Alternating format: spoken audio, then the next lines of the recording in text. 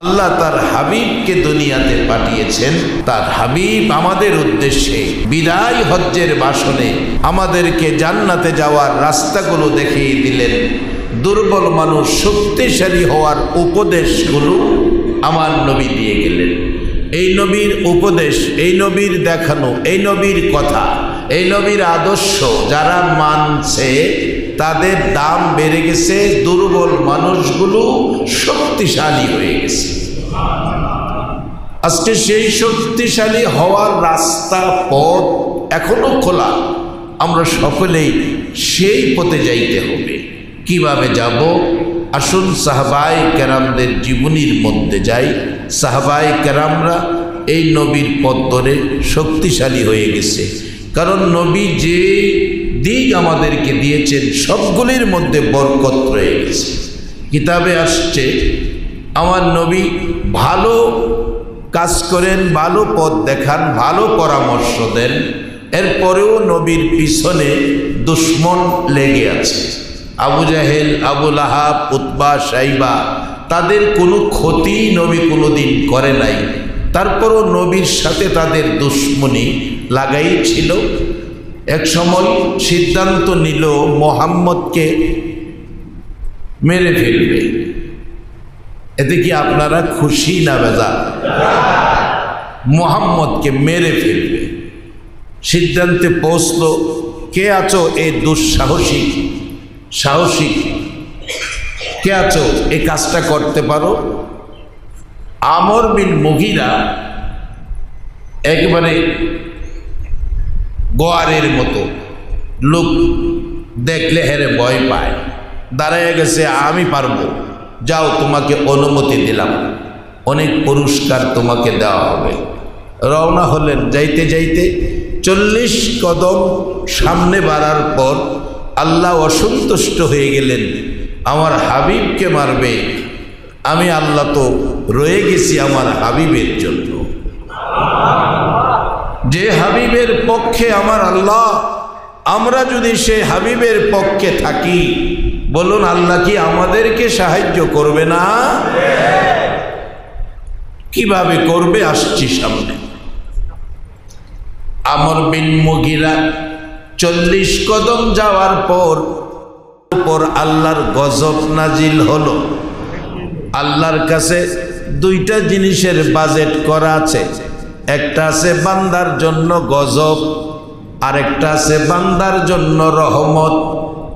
বলুন আল্লাহর গজব আর রহমত একরকম কিনা? আল্লাহর রহমত যারা পাবে তারা তাদের জীবন ধন্য হয়ে যাবে, আর আল্লাহর গজব প্রাপ্ত যারা হবে দুনিয়া ও আখিরাতে তাদের জীবন ধ্বংস হয়ে যাবে। গজব প্রাপ্ত হয়ে গেলেন আমর বিন মুগিরা। চোখে দেখে না, চোখ অন্ধ। পিছন থেকে আবু জাহেল ডাকলেন, রে আমর বিন মুগিরা, সামনে বারস না কেন? আমর বিন মুগিরা কয়, আমার চোখ অন্ধ হয়ে গেছে, কিছুই দেখি না, চোখ অন্ধ হয়ে গেছে, কিছুই দেখি না। অবশেষে বলছে, তোমার কথা বিশ্বাস করি না, তুমি খামখেয়ালি করছো। কয় না না, কিছুই দেখি না, চোখে প্রচণ্ড ব্যথা, আল্লাহর গজব, প্রচণ্ড ব্যথা। তোমরা আমাকে কাউকে দিয়ে বাড়িতে পাঠাইয়া দাও, বাড়িতে যাওয়া আমার পক্ষে সম্ভব নয়। অথচ আমাদের মধ্যে অন্ধ মানুষ আছে, চলাফেরা করতেছে, তার কোনো সমস্যা নাই, কারণ তার উপরে আল্লাহর গজব প্রাপ্ত নয়, কিন্তু অন্ধ বানাইছেন আল্লাহ, এর মধ্যে কোনো কারণ রয়ে গেছে। এরে আমর বিন মুগিরা, যা বাড়িতে যা, বাড়িতে যা।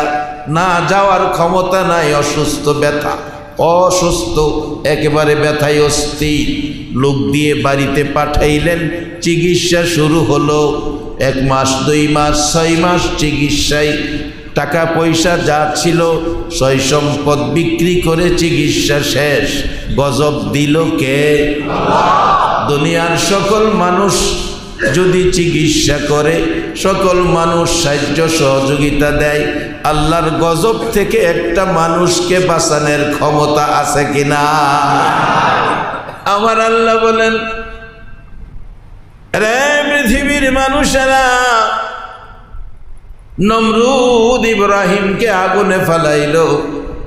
অনেক মানুষ চারদিকে দাঁড়িয়ে আনন্দ উল্লাস করল ইব্রাহিমকে আগুনে পুড়ে ছাই করে দেওয়ার জন্য।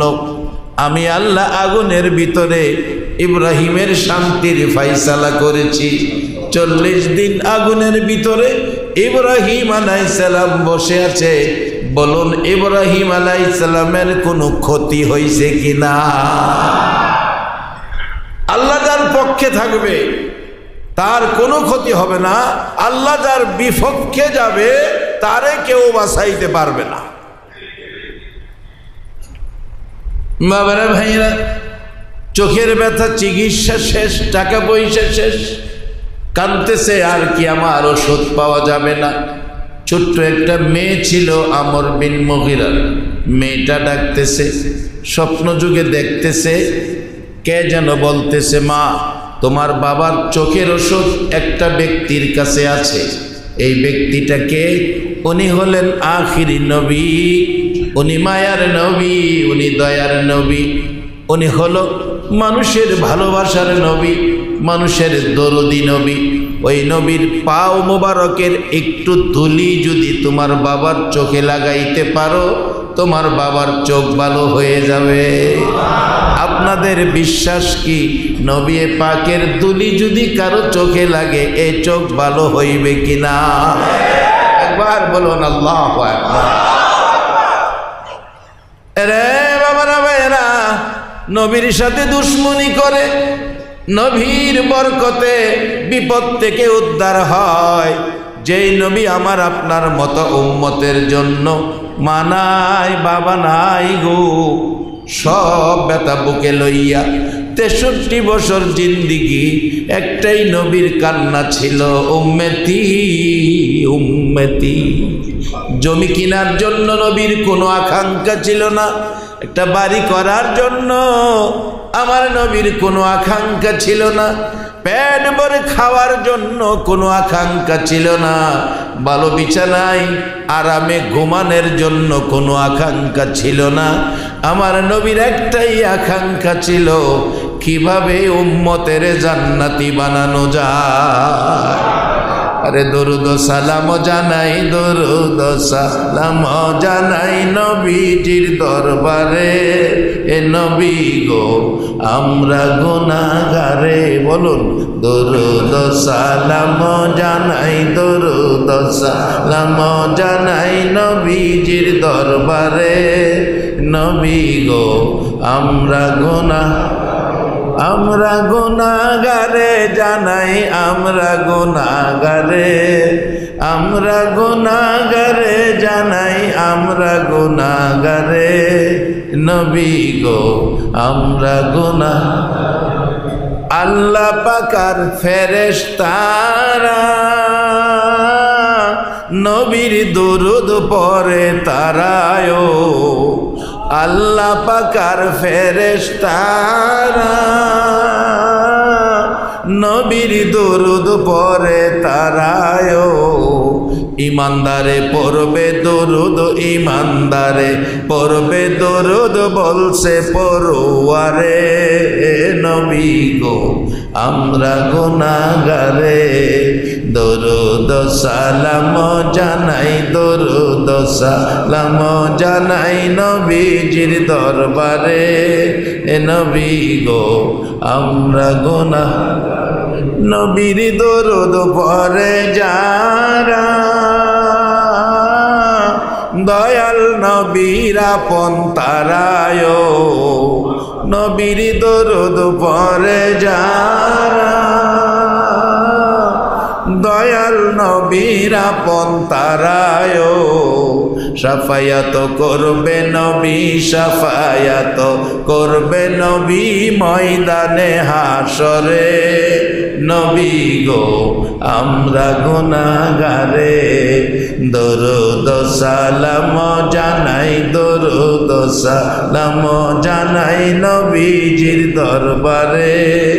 নবী গো আমরা গুনাহগারে। আমার নবী বাড়ির জন্য কোনো চিন্তা নাই, আকাঙ্ক্ষা নাই, গাড়ি কেনার কোনো আকাঙ্ক্ষা নবীর নাই, মার্কেট করার আকাঙ্ক্ষা নবীর নাই। আমার নবীজি একটা আকাঙ্ক্ষায় সারা জীবন 63 বছর জিন্দিগি কাটাইলেন। আকাঙ্ক্ষাটা একটাই ছিল, আমার মায়ার উম্মতের জান্নাতি বানাইব।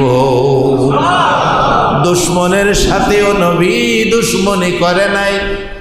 দুশ্মনেরা নবীর কাছ থেকে নিজের শান্তি আদায় করে নিয়ে গেল। আমরা যারা নবীর পক্ষের, নবীর উম্মত, নবীর মায়ায় বসে আছি, কারা গো? মক্কায় নবীর জন্ম, মক্কাবাসী কত মায়ের আমার নবীরে মারল। বাংলার জমিনে জন্ম, একটা দিন আমরা নবী দেখলাম না।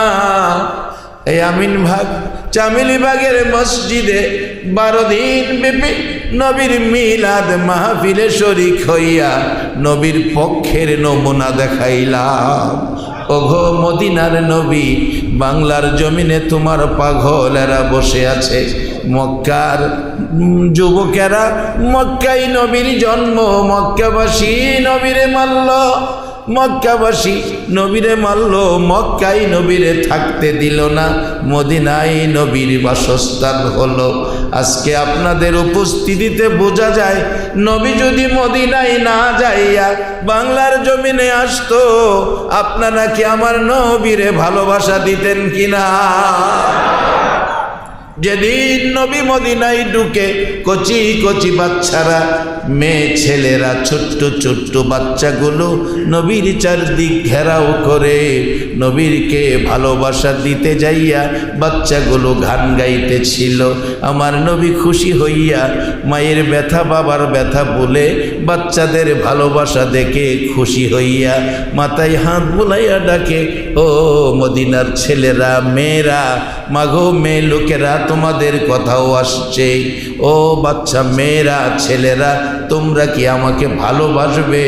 ছেলে মেয়েগুলো বলছে, হুজুর শুধু ভালোবাসবো নয়, প্রয়োজনে আপনার জন্য আমাদের জীবন দিয়ে দিব। আমার নবী মাথায় হাত বোলাইয়া বলছে, মাবুদ গো, মদিনার বাচ্চারা আমারে ভালোবাসে, আমি নবী মদিনায় ভালোবাসা দিয়ে দিলাম।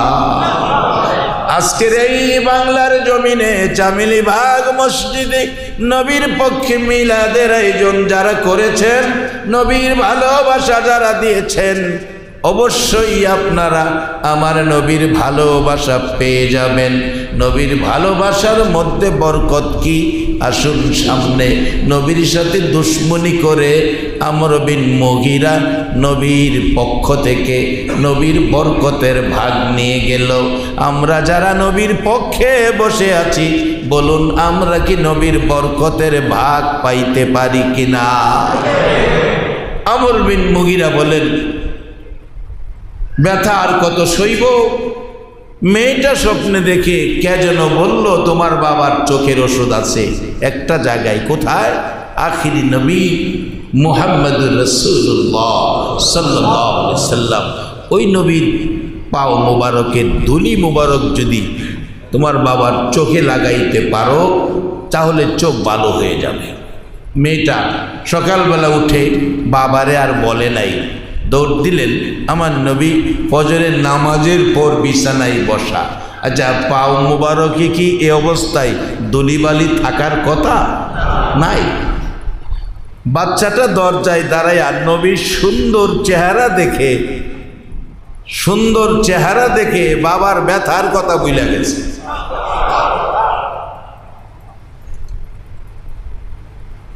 বাবার ব্যথার কথা ভুলে গেছে। সাহাবায়ে কেরামদের মধ্যে আসছে,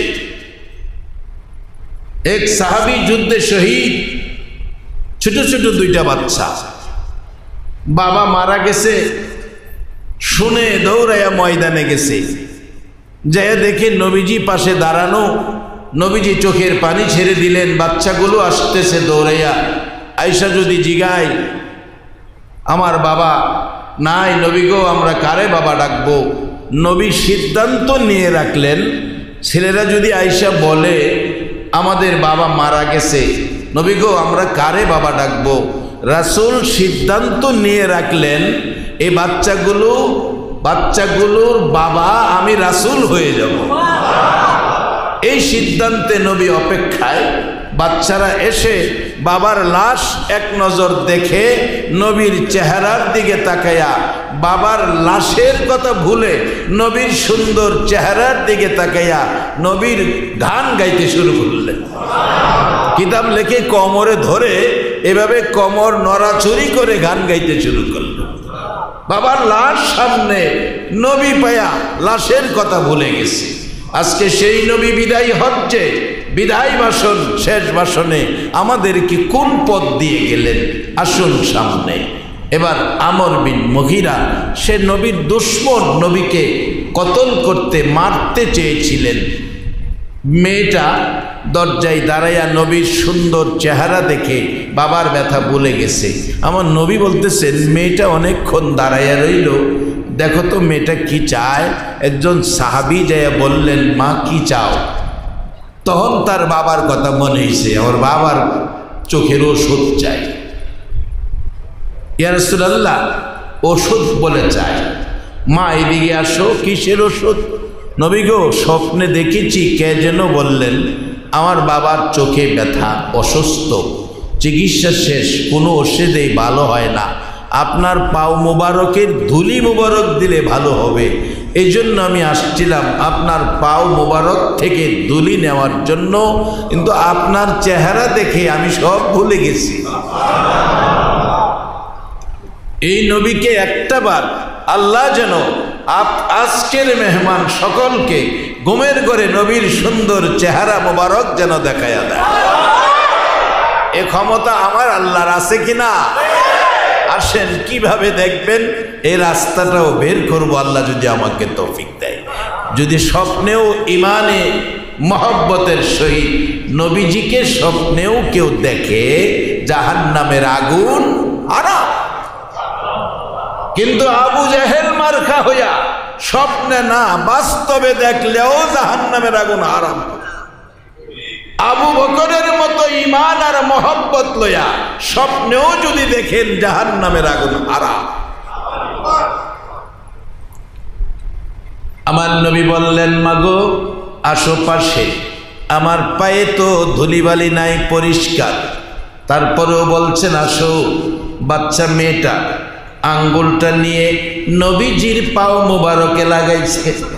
বলুন এই আঙ্গুলটার দাম কত হইছে? সেই রহমতের ভান্ডার নবী পাও মোবারক থেকে বাচ্চা মেয়েটা আঙ্গুলটা শুধু একটু লাগাইলেন, এখন এই আঙ্গুলের দাম বলুন বাড়ছে না কমছে? এই নবী উম্মত হয়েছি আমরা, বলুন আমাদের দাম বাড়ছে না কমছে? আমার ওয়াজ নয়, আমার আল্লাহ ওয়াজ করেছেন কুনতুম খায়রা উম্মাতিন উখরিজাত লিন্নাস। সকল নবীর উম্মতের মধ্যে আমার আখিরি নবীর উম্মত উত্তম, সকল মানুষের মধ্যে আখিরি নবীর উম্মত শ্রেষ্ঠ। একবার বলুন মারহাবা। আমর বিন মুগিরার মেয়ে আঙ্গুলটাকে অন্য আঙ্গুলের সাথে মিশতে দেয় না, যে আঙ্গুল আমাদের নবীজির কদম মুবারকে লাগছে মিশতে দেয় না। এইভাবে ধরে দৌড় দিলেন, বাড়িতে যাইয়া বলছে বাবা গো আর তোমার সমস্যা থাকবে না, অসুস্থতা থাকবে না, সুস্থ হয়ে যাবে। বা ওষুধ আনছো? তুমি বসো। বসলে চোখের মধ্যে যে আঙ্গুলটা নবীজির কদম মুবারকে লাগছে, আঙ্গুল চোখে লেপন দিছে, এই চোখ ভালো হয়ে গেছে। বাম চোখে লেপন করছে, বাম চোখ ভালো হয়ে গেছে। আমর বিন মুগিরা কয় মা এত কষ্ট করতেছি, এত টাকা খরচ করতেছি, সুস্থ হই না, এই ওষুধ কই পাইলি, এতদিন কেন দিলি না? মেয়েটা বলছে বাবা গো এই ওষুধ তো আখিরি নবীর কদম মুবারকের ধুলি তোমার চোখে লাগাইছি। আমর বিন মুগিরা নবীর দুশমন ছিল তখন, একটা চিৎকার মারছে সর্বনাশ করছস, যাকে মারার জন্য গিয়েছিলাম তার পায়ের ধুলি আমার চোখে দিছস, আমারে সর্বনাশ করছস। এই চোখে দুলি দিছস, এই চোখই রাখতাম না। ছুরি হাতে লইছে, চোখ খুইলা ফেলাইব। আমার আল্লাহ বলেন, ছুরি রে, যেই নবী না হইলে জগৎ হইত না, যেই নবীর ভালোবাসায় কুল কায়নাত বানাইলাম, যেই নবীর প্রেমে আমি আল্লাহ 24 ঘন্টা দুরূদ ও সালাম পাঠ করি রে, সেই নবীর চোখ, সেই নবীর পাও মোবারকের ধুলি যে চোখে লাগছে, এই চোখের সাথে বেয়াদবি করিস না। আমর বিন মুগিরা ছুরি নিলেন, ডাইন চোখে আঘাত করছে, চোখ খুলে ফেলবে, আঘাত যেন বালির বস্তার মধ্যে ঢুকছে, টান্দা ছুরি খুলছে, এ ডাইন চোখে আল্লাহর আরশ পর্যন্ত সব কিছু দেখতেছে। কি আশ্চর্য! বাম চোখে আবার আঘাত করলেন, ছুরি টান্দা খুললেন, চোখের ক্ষতি হলো না, তাহাতা সারা পর্যন্ত মাটির নিচে যা আছে সব বাম চোখে দেখতেছে। অবশেষে বললেন, মা গো, কই গো আখিরি নবী, মা দেরি করিস না, আমারে আখিরি নবীর দরবারে লইয়া যা। ধরে ধরে দরবারে নিয়ে গেলে আমার নবীর কদম মুবারকে ধরে কান্দে, নবীজি গো, ভুল করেছি, ক্ষমা করে দেন, আর আমারে পরিয়ে দেন মধুর কালিমা লা ইলাহা ইল্লাল্লাহু মুহাম্মাদুর রাসূলুল্লাহ সাল্লাল্লাহু। ওই দিন থেকে আমর বিন মুগিরা যতদিন বেঁচে ছিল নবীর দরবার ছাড়ে নাই, সারা দিন রাত নবীর দরবারে পড়ে থাকতেন। বাবারা ভাইয়েরা, দুশ্মন হইয়া এত বরকতের বাগী হলো, আর আমরা নবীর ভালোবাসা লইয়া যারা ঘর থেকে বেরিয়ে আসছি, আমাদের ভাগ্যটা কি হবে? আসুন বিদায় হজ্জের বাসন, আমার নবী বাসনের এই স্থানটা কোথায়? আরাফার মাঠে, জাবালে রহমত। জাবালে রহমত যেই মাঠে, যেই পাহাড়ের উপরে হযরত আদম আলাইহিস সালামের দোয়া কবুল করেছিলেন আমার আল্লাহ। আদম আলাইহিস সালামের দোয়া কবুল করেছিলেন আমার আল্লাহ। আসলে আদম আলাইহিস সালামের দোয়া কবুল অন্য জায়গায়ও করতে পারতেন। এই জায়গাটা চিহ্নিত করার কারণ হলো, এই জায়গাতে আল্লাহ তারা হাবিবকে লক্ষ মানুষের জমায়েত করে মানুষের ভালোবাসা বন্টন করবে, মানুষকে জান্নাতে যাওয়ার পরামর্শ দিবে। আমার আল্লাহ বলেন, বন্ধু, আরাফার মাঠে তোমার নেতা বানাইলাম, আর আমার মেহমান খানায় কাবার পাশে জমাইলাম। আল্লাহর মেহমান খানায় কাবার পাশে জমাইলো, আরাফার মাঠে জান্নাতি বানানোর পথ দেখানোর নেতা আল্লাহ তার হাবিবকে বানাইল। কেমন সুন্দর পরামর্শ! আদম আলাইহিস সালাম, নবী রাসূলগণ এমনিতেই পবিত্র থাকেন, তাদের কোনো দোষ ত্রুটি নাই, কিন্তু আল্লাহ পয়েন্টে পয়েন্টে আটকায়া রাখছে। সকল নবী রাসূল কোনো না কোনো পয়েন্টে দুর্বল করে রাখছে। আল্লাহ যদি কাউরে দুর্বল করে, সে কি ইচ্ছা করে সবল হতে পারবে? আল্লাহ বলছে, খলিকাল ইনসানু যঈফা, মানুষ বানাইছি দুর্বল করে। আমরা যখন জন্ম হইছি মার পেট থেকে, কেউ কি ইচ্ছা করে আমরা হাঁটতে পারছি? দোকান থেকে কোনো জিনিস কিনে খাওয়ার মতো ক্ষমতা কি আমাদের ছিল? কাত করে শোয়াইলে সারাদিন কাইতে ইরিস, চিৎ করে শোয়াইলে চিথে ইরিস, পায়খানা কইরা বিছনা একবারে লাটফাট। কেউ যদি বিছনা পরিষ্কার না করছে, আমরার পায়খানা আমরা কি পরিষ্কার করতে পারছি? নাকি আপনি রবিবারে জন্ম হইছেন, সোমবারে বাথরুমে যাইয়া পায়খানা করতে পারছেন না? আল্লাহ কয় তোমরা দুর্বল, পারবা না। গ্রাম এলাকায় দেখবেন গাছ লাগাইছেন, গাছটা যদি দুর্বল হয়, গাছটার সাথে আমরা কি করি? সাথে একটা খুঁটি দেই, খুঁটি দিয়া গাছটারে সোজা রাখি। আল্লাহ কয় তুমি তো দুর্বল, তুমি উঠতে পারবা না, লড়তে পারবা না, পায়খানা করতে যাইতে পারবা না, পায়খানা করে নিজের পায়খানা নিজে পরিষ্কার করতে পারবা না, তোমার এই সমস্ত ঝামেলার থেকে তোমাকে সুস্থ সবল করার জন্য আমি একটা খুঁটি তোমার পাশে দিলাম। এই খুঁটিটা হলো তোমার মা। পায়খানা করে সারা শরীর পায়খানা, ধরার মতো জায়গা নাই, দুর্গন্ধ, ঘরে থাকার মতো সুযোগ সুবিধা নাই। কেউ কেউ আপনজন, দাদি আপনজন নাকে কাপড় দিল, ফুফু আপনজন নাকে কাপড় দিল, বাবা আপনজন দরদি বাবা নাকে কাপড় দিল। শুধু একটা মানুষ খুঁটি হিসাবে আল্লাহ কাছে রাখলো। একটা দিনও এই পায়খানা পসরা পরিষ্কার করতে যায়া নাকে কাপড় দিল না। বলুন তো এই দরদিটা কে? কোন লেখক লিখেছে দুর্বল মানুষটাকে শক্তিশালী করার জন্য খুঁটি স্বরূপ কাজ করছে মা। কিভাবে? লেখকের লেখা, হাতে পায়ে তেল মাইখা মাই দিল শক্ত করি, পসরা পায়খানা আমরা মায়ের কুলেই করি, তবু নামা রাগ হইল দিল দুয়ে মুছে, আমারে শুকনাই রাখিয়া মাই থাকে বিজাতে, অসুখ হইলে দেখি চায়া মাই রইছে বিছানাই বয়ারে, বলে আমায় তুমি যাও গো লয়া সন্তানের নিও না, এমন দরদি আর হবে না। এই খুঁটিটা আপনার আমার দুর্বল করে বানানোর পরে শক্তিশালী হওয়ার পিছনে আমার আল্লাহর দেওয়া খুঁটি হলো মা। শুধু এই নয়, তারপরের দায়িত্ব দিলেন বাবাকে, তারপরের দায়িত্ব দিলেন নবী মুহাম্মদুর রাসূলুল্লাহ সাল্লাল্লাহু আলাইহি ওয়াসাল্লামকে। সকল দুর্বল মানুষগুলোকে শক্তিশালী বানাবেন। আদম আলাইহিস সালাম নবী হতে পারে, আদম আলাইহিস সালাম আমার নবীর মতো নয়। আদম আলাইহিস সালামও দুর্বলতায় পড়ে গেছে, দুর্বলতায় পড়ে গেছে। আল্লাহ বলেন, ও আদম, এই কাজটা তুমি করো না, এই দিকে যাইও না, এই রাস্তায় যাইও না। শয়তান এ রাস্তায় নিল, গন্ধম ফল খাওয়াইল আদম আলাইহিস সালাম। আল্লাহ বলছে যাইও না, আদম গিয়েছেন, একটু পেছে আদম পড়ে গেছে।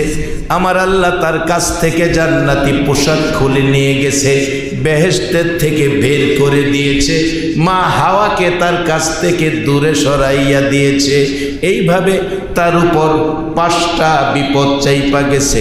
এবার 3 থেকে 350 বছর পর্যন্ত কাঁদতেছে। কোরআনের মধ্যে সেই কান্নার কথা আমার আল্লাহ বলেছে। 350 বছর কাঁদে, এত কান্না, চোখের পানিতে কাঁদতে কাঁদতে গালের গোশতগুলো পচে হাড়গুলো বাহির হয়ে গেছে। আমার আল্লাহর দিকে তাকাইয়া তাকাইয়া ডাকে, আল্লাহ রে আর কত কাঁদবো, আর কত কাঁদাইবা? আমার আল্লাহ কয়, আদম রে কান কত কাঁদতে পারস, তোর কান্না এখনো আমার কাছে পছন্দ হয় না, এখনো পছন্দ হয় না। আদম নবী 350 বছর কাদার পর আল্লাহর খেলা, এই আরাফাতের মাঠে মা হাওয়ার সাথে দেখা হয়ে গেছে। দুইজন একত্রিত হইয়া কান্দে, আল্লাহ রে কোনো না কোনো কারণে আমাদের মাফ করে দাও, আল্লাহ তুমি আমাদের মাফ করে দাও। অবশেষে আকাশের দিকে তাকাইলেন, আমার আল্লাহর কুদরতের নজর পড়ে গেল, আরশের দিকে নজর পড়ে গেল। আদম আলাইহিস সালামের তাকাইয়া দেখে আরশের মধ্যে সুন্দর করে লেখা লা ইলাহা ইল্লাল্লাহু মুহাম্মাদুর রাসূলুল্লাহ। এই নামটা দেখে জিজ্ঞেস করেন, আল্লাহ শুনেছি আমাকে আদম নবীকে প্রথম বানাইছো, এই নাম একটা দেখা যায়, নামটা কার? আল্লাহ কয়, আদম রে তোমারে প্রথম বানাই নাই, তোমার আগে তারে বানাইছি। কুনতু নাবিয়্যা ওয়া আদামু বাইনাল মাই ওয়াত তিন। তোমার মাটি যখন জায়গায় ছিল, পানির জায়গায় ছিল, তোমাকে বানানোর মাটি পানি যেদিন একত্রিত করা হয় নাই, সেদিন আমি আল্লাহ আমার বন্ধু বানাইছি। রে আদম ওই নামটা কার জানতে চাইছস? ইনি আমার বন্ধু, রহমতের ভান্ডার, উম্মতের কান্ডার নবী। এবার আদম আলাইহিস সালাম বলেন, প্রভু গো, এই নামটা যখন তোমার পাশে, নিশ্চয়ই তুমি তাকে মায়া করো, নিশ্চয়ই তুমি তাকে ভালোবাসো। এই নামটা যখন তোমার পাশে আছে, আমি আদম তোমার কাছে দরখাস্ত করি, এ নামের দোহাই দিলাম গো মাবুদ, এই নামের দোহাই দিলাম, এই নামের খাতিরে আমি আদমের দোয়া কবুল করেলাম। আমার আল্লাহ বলে, আদম রে, এবার তোর কান্না আমার কাছে মজা লাগছে, এবার তোর কান্না আমার কাছে পছন্দ হয়েছে। যা, এই নামের খাতিরে আমি আল্লাহ তোর তওবা কবুল করে নিলাম। আদম নবীও ওই যে দুর্বল করে বানাইছে, দুর্বলের আওতায় পড়ে গেছে। এ দুর্বল আদম শক্তিশালী হলো আপনার আমার নবী মুহাম্মদুর রাসূলুল্লাহর মাধ্যমে। সবাই একবার বলুন আল্লাহু আকবার। বাবারা, আরাফাতের মাঠে সেই নবী আমাদেরকে যে উপদেশ দিয়েছেন, যে রাস্তা দেখিয়েছেন, এ রাস্তায় যদি আমরা চলি, এ রাস্তায় যদি আমরা থাকি, তাইলে আমরা শক্তিশালী হব, শান্তিময় জান্নাতি আল্লাহর মেহমান হব। সেই পথে চলতে, সেই পথে থাকতে বলুন আপনারা রাজি আছেন কিনা? আর রাজি থাকতেই হবে। যারা রাজি না থাকবে তাদের বিপদ, তাদের কপাল তারা খাবে। মক্কায় জন্ম, একই মহল্লায় জন্ম, সকাল সন্ধ্যা নবীকে দেখছে, সকালেও দেখে সন্ধ্যায়ও দেখে। এর মধ্যে একজন আবু বকর, আরেকজন আবু জাহেল। এবার বলুন, আবু জাহেল আবু বকর নবীকে দেখে ঠিকই, আবু জাহেল আর আবু বকর দুইজনের মধ্যে কার দাম বেশি হবে? আবু বকর। যেই দেখা আবু বকর দেখেছে, সেই দেখা তো আবু জাহেল দেখে নাই। তাই আমরা দেখতেই হবে আমাদের জন্য। নবী 63 বছর জিন্দিগি, মা নাই বাবা নাই, খায়া না খায়া সাদা জামা লাল বানাইয়া, কত গালি, কত কষ্ট করে, একটাই নবীর উদ্দেশ্য ছিল আমাদেরকে জান্নাতের পথ দেখাবে। আরাফাতের মাঠে বিদায় হজ্জের ভাষণে একটা ছায়াই আমাদের উপর রেখে গেলেন, যেই ছায়ার নিচে থাকলে আমরা জান্নাতি হতে পারবো। আল্লাহ আমাদেরকে সেই জান্নাতি মেহমান বানাক, সেই জান্নাতি মেহমান হিসাবে কবুল করো। সকলে বলুন আমিন।